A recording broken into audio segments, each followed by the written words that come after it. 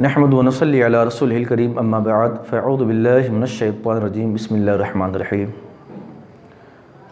محترم ناظرین، کبھی ہم نماز اگر پڑھ رہے ہوتے ہیں، مثال کے طور پر 4 رکعت ظہر کی نماز ہے اور پھر 2 رکعت کی ادائیگی کے بعد قاعدہ اولیٰ میں بیٹھے اور قاعدہ اولیٰ میں تحیات پڑھ لینے کے بعد اٹھنا ہوتا ہے، لیکن کبھی ایسا ہوتا ہے کہ ہم بھول کر تحیات پڑھنے کے بعد درود شریف وغیرہ پڑھ لیتے ہیں، پھر یاد آیا اور تیسری رکعت کے لیے کھڑے ہو جاتے ہیں۔ تو اب قاعدہ اولیٰ کے بعد یہ بھول کر جو درود شریف پڑھنا ہوا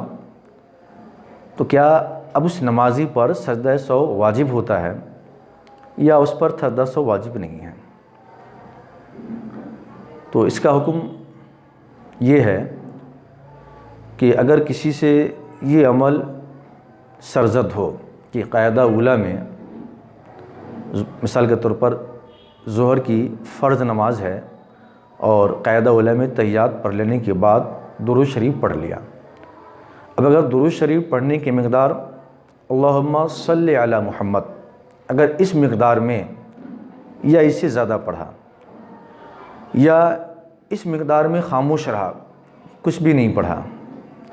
تو پھر ایسے نمازی پر سجدہ سہو واجب ہوتا ہے۔ اور یہ سجدہ سہو واجب ہونا درود شریف پڑھنے کی بنا پر نہیں ہے، بلکہ اس بنا پر ہے کہ چونکہ قاعدہ اولیٰ کے بعد اب تیسری رکعت کے لیے فوراً کھڑا ہونا واجب ہوتا ہے، تو جو ہی نمازی جب تحیات پڑھ لیتا ہے تو اس کے لیے حکم ہے کہ تیسری رکعت کے لیے فوراً کھڑا ہو جائے۔ تو اب یہاں واجب کا ترک ہوتا ہے کہ اللہم صلی علی محمد کی مقدار پڑھ لینے یا اس مقدار خاموش رہنے پر واجب کا ترک ہوتا ہے، اور پھر اس سلسلے میں حکم یہی ہے کہ جہاں بھی واجب کا ترک ہو تو اس نمازی پر سجدہ سہو واجب ہوتا ہے۔ اس لیے اگر کسی سے یہ عمل اگر سرزد ہوا تو اس کے اوپر سجدہ سہو واجب ہوتا ہے۔ البتہ اگر کوئی تحیات پڑھ لینے کے بعد اللہم صلی علی محمد اس سے کم مقدار میں درود شریف پڑھا یا اس سے کم مقدار میں خاموش رہا تو پھر سجدہ سہو واجب نہیں ہوتا ہے۔ السلام علیکم ورحمۃ اللہ۔